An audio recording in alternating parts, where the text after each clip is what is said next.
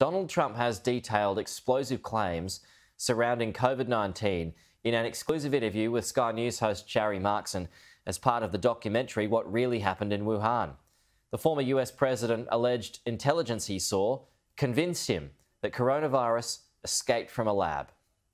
A strong opinion from the former US president. I don't know if they had bad thoughts or whether it was gross incompetence, but one way or the other, it came out of Wuhan and it came from the Wuhan lab. Donald Trump believes COVID-19 originated in the Wuhan Institute of Virology. The former president says he was told a scientist from the lab was infected with COVID and spread it over lunch. Was that patient zero, that scientist from the lab? I don't know if it's patient zero or patient something else, but that's one theory. Do you know how he was infected? I think that it was incompetence. I think that it escaped from the lab through incompetence. He claims he was presented with evidence that there were dead bodies outside the Wuhan laboratory, convincing him the virus escaped from the lab. Well, I started hearing stories that you have also, that there were lots of body bags outside of the lab. And people were saying there are a lot of people lying down on the streets of Wuhan, and there were body bags. Body bags outside of the Wuhan Institute of Virology? I heard that a long time ago. And if they did, in fact, have body bags, that was one little indication, wasn't it?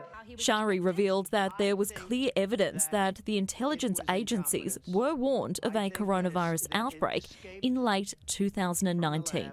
When asked whether there were defectors at the Wuhan Institute of Virology who had given classified information to United States intelligence agencies, Mr. Trump said, "I really can't talk about that. Yeah, I cannot talk about that. I won't be really allowed to talk, nor would I want to." The US Secretary of State Mike Pompeo believes the evidence should be reviewed and questioned as to why it was never acted upon.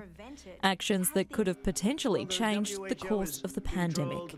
I think we always should go back and look at how we collected and what we knew and why it was we weren't able. That didn't send the signal up the line in a way that was would have led to a better outcome. Mr. Trump also spoke out against his former top medical advisor, Anthony Fauci, accusing him of staying silent in Oval Office meetings at the start of the pandemic and failing to mention that the Wuhan Institute of Virology was genetically manipulating coronaviruses, research that his agency had funded.